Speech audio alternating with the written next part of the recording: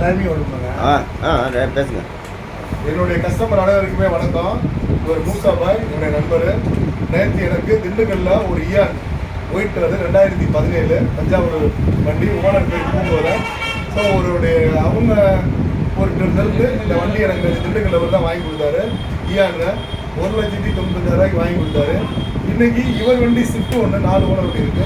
அந்த ஷிஃப்ட்டை வந்து 1,65 எங்கள் விலை பேசி கையில் 30 ரூபாயும் ஷிஃப்ட் 1,65 விலை பேசி எனக்கு கொடுத்துருக்காரு.